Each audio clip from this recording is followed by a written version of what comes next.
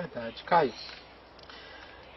a Luciana, ela, por favor, pergunte sobre o dízimo, isso me perturba muito. Deve continuar, por exemplo, a dar o dízimo nessas igrejas, como eu faço ou não faço? Não, querido, o seu dízimo é de Deus, não é de igreja nenhuma. Isso. Não aceite nunca mais que se use Malaquias como texto que a igreja estelionatariamente tomou posse para ela, e que era um texto circunstancial.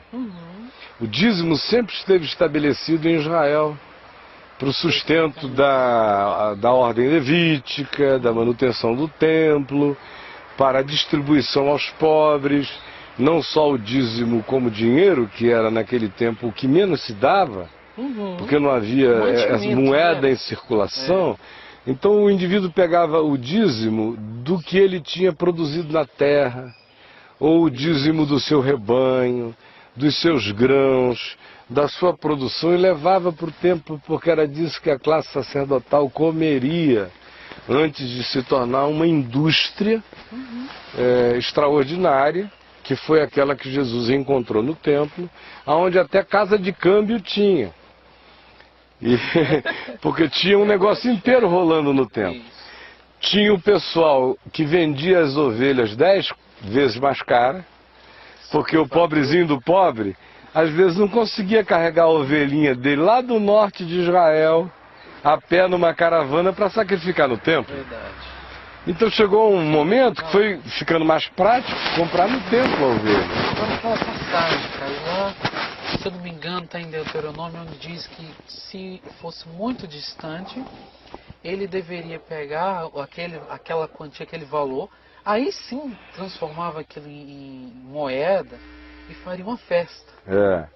Então esse tipo de passagem bíblica a gente nunca escuta hoje. Não, o que aconteceu foi o seguinte: os evangélicos fizeram de cada igreja local, essa que tem porta, placa escrito, primeira não sei de quê, fizeram disso réplicas do templo de Israel dos dias de Salomão. Então todo o templo evangélico é uma maquetinha, não na forma e não na estética, é uma maquete jurídica, é uma maquete de leis arrancadas do judaísmo e feitas em transposição como poder para a classe sacerdotal dos templinhos evangélicos. E ungiram aquelas edificações, aquelas construções, aqueles prédios, como sendo o templo-estado que tinha se tornado o templo de Israel, especialmente depois da volta do cativeiro em Babilônia.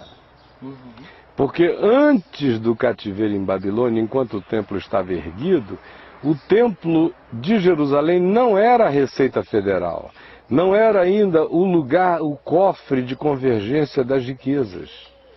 Era só o que era devido ao ofício do templo que para lá ia.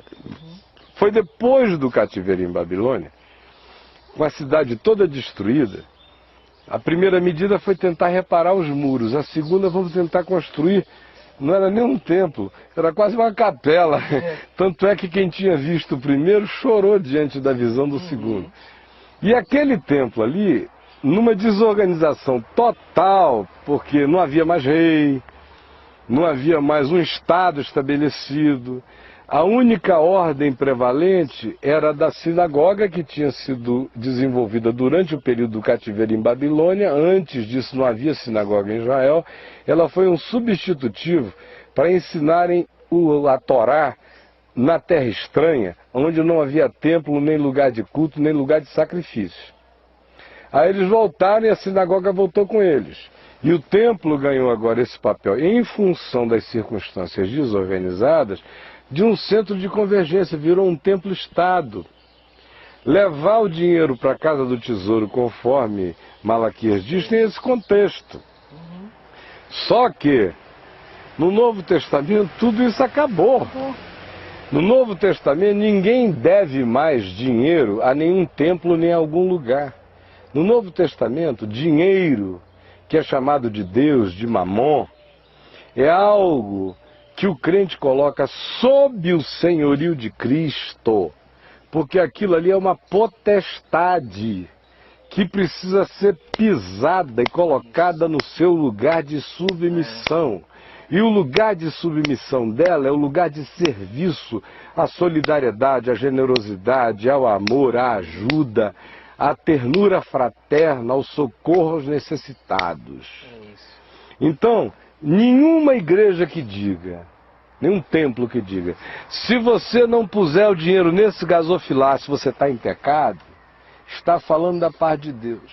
Não. Isso aí é mentira, é manipulação diabólica, e eu digo na cara de qualquer um. Reúno a pastorada evangélica toda, eles não têm peito de me encarar. Ponham no Maracanã, um a um, se quiserem vir ao microfone. Eu vou chamar de mentirosos. Eles não aguentam argumento histórico, cultural, não aguentam nada, é só mentira, para o povo crer. Então, no Novo Testamento, a gente continua dando, e dando até mais. Muito mais. Dízimo é bobagem, dízimo é lei, é aquele 10%zinho do mesquinho. É igual a lei do divórcio, foi dada por causa da dureza do nosso coração. Porque do contrário, era para o cara pegar o que ele precisa para comer, beber, vestir, cuidar da sua casa, e o resto do produto facilitar a vida humana. É assim que devia ser. Esse é o espírito do Evangelho. Então no Evangelho, doação é livre. Assim como a do samaritano foi livre para quem estava caído. A gente, obviamente, usa de bom senso. Não é um doar perdulário e nem louco. Tem que haver alegria, amor. O indivíduo tem que ter o que dá, porque ninguém dá do que não tem.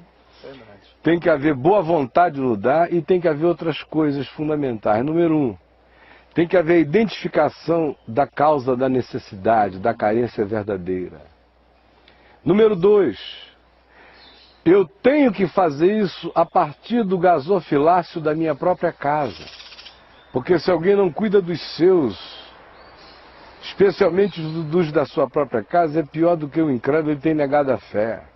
Aí fica esse povo pegando o dízimo todo e indo botar os 10% lá dentro daquele gasofilácio, e a mãe do cara está passando necessidade, o pai não vê a cor do dinheiro, a irmã mais nova está num perrengue danado, mas ele não ajuda. Por quê? Porque o dízimo virou moeda de troca. Ele não pode dar para ela, porque lá na chamada igreja dizem que se ele der para a irmã dele, ele não está dando para ninguém, está dando só para a irmã dele, está roubando de Deus. Então, como o negócio dele é usar o dízimo para do dízimo supostamente entrar na corrente exponencial de aumento de valores por essa suposta bênção de Deus estilo Amway e Herbalife, então ele não dá para ninguém, ele dá para o templo, porque só volta para ele se for para aquele canto ali. Então o que o indivíduo tem que fazer?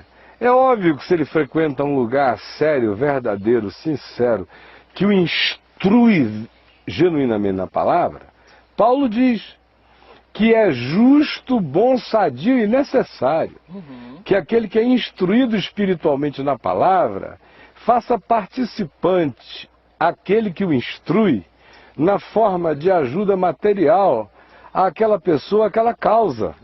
Está lá em Romanos, se repete em Coríntios, é assim que é.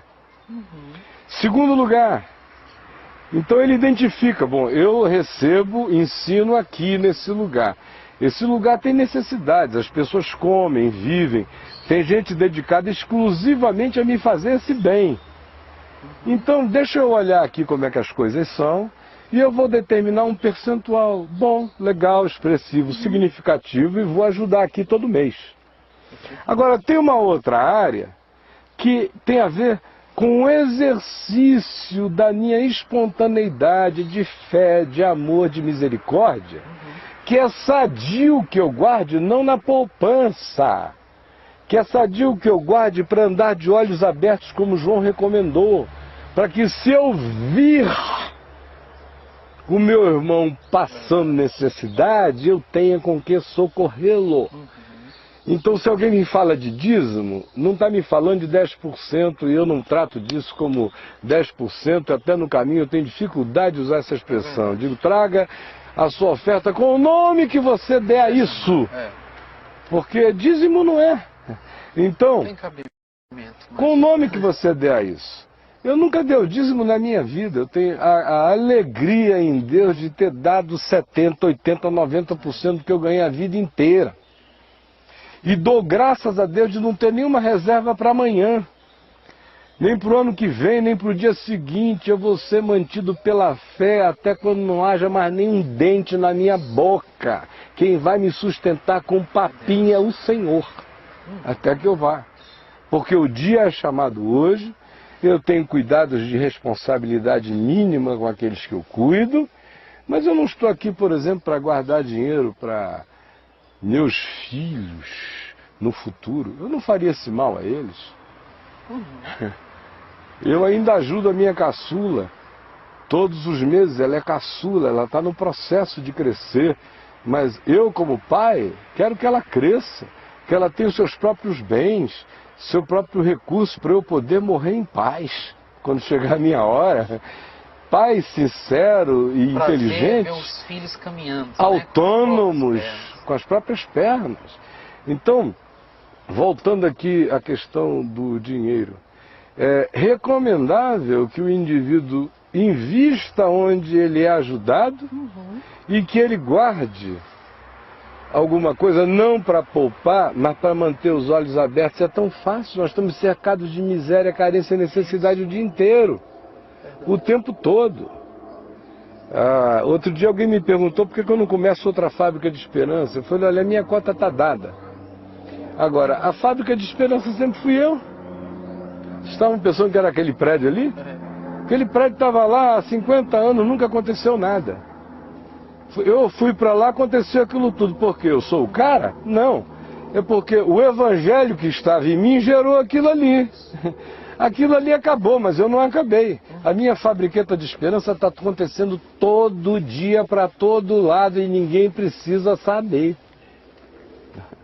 E ninguém me vê levantar e ir ao gasofilácio do La Salle, na hora das ofertas, colocar uma oferta lá, porque eu acho até hipocrisia da minha parte. Parece até que eu tô sendo o primeiro para induzir os outros a irem atrás, como muito pastor faz. Como eu faço.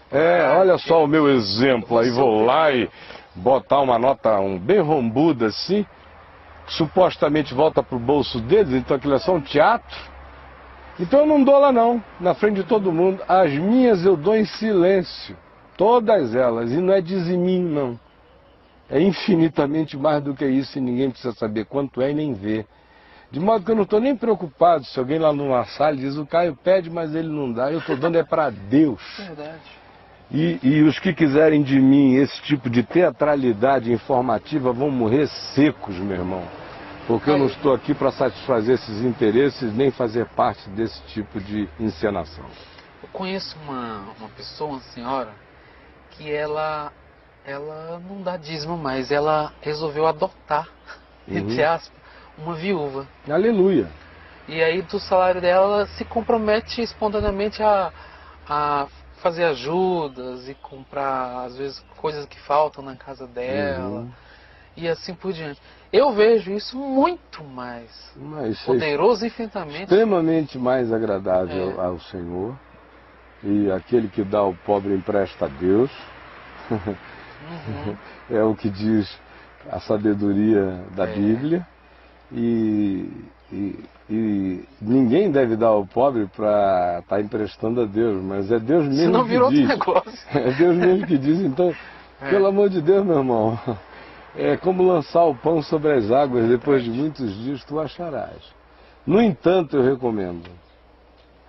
Se a pessoa é um discípulo, é um cristão, ela se alimenta genuína e verdadeiramente do Evangelho em algum lugar, ela reconhece alguma fonte de emanação, de instrução da palavra para ela também não deve se alienar Para o outro extremo. Para o outro extremo. É daí que eu estou sugerindo o bom senso, que é uma recomendação bíblica. Em Romanos, vá lá ler Romanos 15, 16, leia Gálatas 6, leia 1 Coríntios 8, está tudo lá. Então existe também o compromisso com a manutenção da causa, da divulgação do Evangelho. Não se ata o pé não se ata ao pé, ao boi que debulha. Está trabalhando, como Paulo diz, ninguém vai à guerra à sua própria custa. Se tem alguém numa linha de frente e você não está, ajude os suprimentos da trincheira. O que aconteceu é que quando os irmãos não estavam com esse entendimento, Paulo era obrigado a trabalhar. Né? E não ia lá ameaçar vocês, tem que dar, porque não. Não, ele ia trabalhar, embora ele dissesse, graças a Deus agora, os irmãos da Macedônia, que eram mais pobres, tiveram consciência, muito maior do que vocês, me mandaram o suficiente para eu parar de trabalhar e poder servir vocês, que eram todos, de fato, uns indolentes, ávaros. E Paulo diz assim, eu estou tendo que perder a cabeça e me tornar insensato para ver se eu dou uma chacoalhada nessa incapacidade de vocês enxergarem até o benefício que recebem e serem gratos com esse benefício, ajudando-me a continuar a não precisar passar o dia inteiro furando pano para fazer tenda, se eu podia estar o dia inteiro era costurando corações, mas vocês são burros demais para entender isso. Os irmãozinhos lá da Macedônia que tiram da pobreza deles para fazer esse bem a vocês. Caio, eu vejo que a gente precisa, eu quero falar a gente, colocando todos nós, precisamos mesmo ser curados disso tudo, porque a gente sai do sistema, mas essa coisa nunca sai. Parece que fica sempre um pedacinho, né? E fica de duas formas. E aí vai para um extremo do outro. Agora eu também não participo de mais nada, não enxergo mais nada. Já fui muito enganado, então ninguém me engana mais. Aí, conclusão, ele pune as coisas verdadeiras. É verdade. Aí o cara faz lá a viagem dele nessas igrejas malucas, caça-níqueis, nesses cassinos com o nome de Jesus em neon na porta, que é tudo cassino. Virou uma Las Vegas horrorosa, não é? O negócio todo é jogo, é mega-sena, é corrente, é isso, é aquilo, aquilo outro. E aí o cara vai lá, fica no cassino 1 ano, 2 anos, 3 anos, é enganado até não poder mais, se dana todo, não consegue mais dizer Jesus não é Deus, porque alguma coisa da graça de Deus deu uma marcada no coração dele. Aí ele começa a ficar por aí, ou fica solto, não sabe mais para onde vai, se amargura, se perde, se sente desviado. Aí vai aumentando suas culpas, suas neuroses, suas doenças. Aí depois de um tempo não aguenta mais conviver com tanta culpa, aí vai ficando cínico, vai ficando indiferente, depois se torna um anticrente, depois passa a ser o cara mais hostil ao Evangelho. Odiar as pessoas.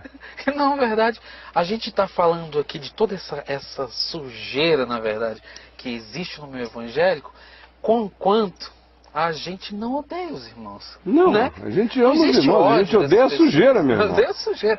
Não, eles começam a ir para o outro extremo e agora acham que você odeia Silas Malafaia. Não, como se ele fosse um arqui-inimigo seu. O Silas não teria nem poder de se tornar meu inimigo. Olha, eu nunca tive inimigos, mas se eu tivesse que ser tentado a ter um inimigo, cara, ele ia ter que ser um homem, não um menino. Ele ia ter que ter pelo menos o meu tamanho. Papai me disse, quando eu era pequeno, que a gente não bate com um pequeno porque é covardia. Do mesmo tamanho, não deve, porque não faz mais do que obrigação. Se você tiver que brigar, briga pra cima. Por isso que a minha briga é com o diabo, não é com o Silas. Não é com o Macedo, porque o Macedo é um menino. Ele vai ter que crescer muito no espírito para me olhar nos olhos. São meninos brincando com coisa séria. Com coisa séria, brincando com fogo eterno. Fogo eterno. Então, meu mano, respondendo aqui, finalizando essa questão. Não é sábio dizer assim, não, todo o meu dízimo agora eu vou dar para carentes e necessitados, se você vai a um lugar 1, 2 vezes na semana, recebe instrução, ensino, graça, conselho, ânimo, esperança. Nesse caso, a recomendação da Bíblia é separe algo significativo, que seja do tamanho da consciência que você tem, do significado que aquilo tem para tanta gente, inclusive para você. e ajude aquele movimento de divulgação do Evangelho a continuar a crescer e se expandir. E não puna os seus guias espirituais sérios que estão pregando a palavra com a avareza que você herdou dos traumas oriundos dos lugares que você frequentou. Isso de um lado. De um outro lado, para o seu próprio bem, porque a coisa mais alienante que tem também é o seguinte: é o cara dizer assim, eu separei o meu diziminho, tá aqui, eu vou levar lá para a casa do tesouro, no caso dele ainda ser esse crente judaico, malaquiano, mas se ele já não é desse tipo, ele diz assim, eu vou levar lá para a igreja, eu vou levar lá para o nosso grupo, ou para a nossa reunião, sei lá o que for, pode ser até ser aqui no Caminho da Graça. Eu estou falando isso contra mim. Mas estou falando em favor do Evangelho. Aí eu vou levar lá para o Caminho da Graça o meu dízimo, porque eu confio tanto no Caio. Então tudo que eu ganho eu separo o dízimo e eu boto lá. Ele pensa que está me lisonjeando? Não. Eu gostaria, quero que ele seja homem o suficiente, lúcido o suficiente, crente o suficiente, para que ele saiba que ele não tem dívida nenhuma lá, ele só tem o privilégio da gratidão adulta, de virar um varão de Deus mesmo, e chegar e separar uma coisa significativa pensando no seu bem, no bem dos outros e dos outros que ainda não foram alcançados e poderão ser com aquele recurso que vai se transformar em divulgação do Evangelho. Mas de um outro lado, eu espero que ele não ponha os 100% dos 10% ou dos 20% ou dos 90% que ele queira dar lá não. Eu peço a ele que não faça isso para o bem dele. Peço a ele que guarde uma parte, sabe por quê? Porque é alienante, meu irmão, pegar tudo, botar lá e dizer, o Caio está fazendo bem por mim. O caminho da graça está fazendo bem aos pobres. E eu, enquanto isso, não olho para pobre, nem para mendigo, nem para criança abandonada. Ou seja, o cara pagou o pedágio por uma alienação mensal. E comigo eu não aceito isso, eu prefiro o caminho da graça tendo menos do que ele podia dar, mas ter esse cara sendo forçado a te meter a mão no bolso, desgraçado de avarento, e exercer misericórdia. Misericórdia, viu a empregada? Ela ganha um saláriozinho, mas nesse mês ela soube que o filho dela está doente. Pelo amor de Deus, meu irmão. O caminho da graça não vai sofrer falta se você socorrer essa doença dessa criança. Ao invés de deixar a bichinha ali com a merreca do salário, filhinho doente, e pegar esse dinheiro e dizer é corban, é para Deus. E ir lá colocar no caminho da graça para pagar um pedágio de alienação de consciência o mês inteiro. Então eu não quero. Eu não quero. É por isso que nesse sentido eu escrevi um texto domingo no site dizendo eu odeio o mundo. Porque tudo isso que a gente está falando aqui é mundo, meu irmão, do pior. E o meu ódio ao mundo é desse nível. Eu prefiro ter menos. Deixar algum no bolso da pessoa só para o cara vir a gente. Não é para ele guardar e botar numa poupancinha, não. Faça a sua poupança porque ele quiser, mas aquele recurso ali, fora aquele que ele já dá no lugar em que ele é ajudado, que ele guarde, para que a consciência dele se desenvolva, para que ele dê um tapa na avareza várias vezes por mês. E para que ele pare com essa historinha também de lucidez sociológica. Lucidez sociológica é outra panaceia para fazer o cara não ajudar ninguém. Aí ele acha que ele está sociologicamente muito culto, intelectualizado. Então eu não vou dar esse dinheiro, porque isso aqui é clientelismo, é alimentar a dependência. Eu sou o cara que só ensina a pescar. Eu passei a minha vida toda tentando ensinar a pescar, e hoje eu não faço outra coisa, eu não sei ensinar a pescar. Mas, meu irmão, até para o cara aprender a pescar, ele tem que estar com a barriga cheia, senão ele não aguenta a espera, não. Verdade. De modo que essa história de sou sociologicamente crítico, por isso não ajudo mendigo, não ajudo criança de rua, não ajudo não sei o quê, estou fazendo isso alimentando a conjuntura da perversidade. Discutir isso com as suas negras, meu irmão. Ou então se eleja presidente da República e mude o sistema inteiro. Enquanto você não for, quem existe é o pobre. E Jesus disse, se você vir e puder, estenda a mão. O samaritano está caído, o assaltado está caído, não tem que fazer leitura sociológica. Como aumentou a criminalidade entre Jerusalém e Jericó. Vamos organizar uma ONG para combater a criminalidade. Vamos fazer uma passeata descendo de Jerusalém para Jericó, todo mundo de branco dizendo paz, paz, paz, ou então com cruzes pretas. Vamos, nada disso, é só balela. Tá caído, levanta, o dinheiro está no teu bolso. Unge o homem com o teu recurso e o levanta dali em nome de Jesus. Até porque a diferença desse suposto mais bem-sucedido e do pobre, pelo menos para mim, é a misericórdia de Deus.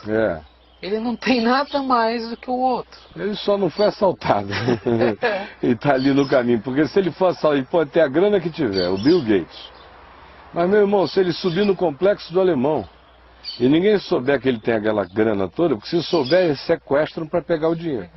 Mas se não souberem que ele tem a grana toda, o que vai acontecer é que ele vai levar um pau danado, vai ficar estendido no chão, e vai ter um monte de crente passando pelo gringo, todo ferido, e vai dizer, eu não vou parar porque o dono do morro pode achar que eu estou contra ele por estar socorrendo esse gringo, eu vou descer, ou eu vou orar por ele ali no templo, ali embaixo no pé do morro, ou eu vou não sei o que, a mais.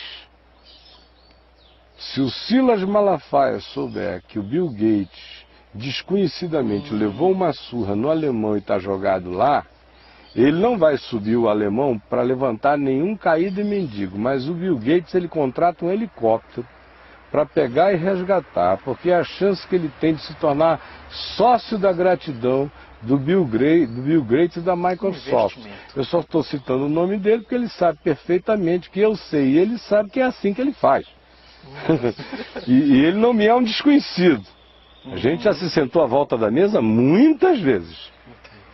E as nossas conversas, meu amigo, tem gente que pensa que eu sou ousado. Eu não sou não. Eu só conto o que eu vejo e sei. E não conto nem 1% do que eu vejo e sei. Eu conto para quem, estando fazendo essas coisas, enganando os outros, precisa daquela fala de Paulo. Chamar o cara de Himeneu, de Fileto, de James, de Jambres, de Demas, de Alexandre um latoeiro. Esse tipo de gente que Paulo chamou pelo nome, nas cartas eu chamo pelo nome em qualquer lugar. Enquanto estiverem enganando o Evangelho, pervertendo a palavra, fazendo uma sublevação de estranhos, agregando ao Evangelho o que ele não tem, roubando do Evangelho o que ele não tem, anunciando essa mentira, manipulando o povo, impondo profecias da mentira e do diabo, profecias geradas pelo espírito de Mamon. Eu digo a eles, vocês estão repreendidos em nome de Jesus e preparem-se, o dia da luz está chegando. E ninguém brinque com isso, porque de Deus não se zomba, aquilo que o homem semear, isso também ceifará. E vocês estão semeando morte, corrupção, engano, manipulação. Estão enganando? Paulo diz que o enganador é o maior enganado.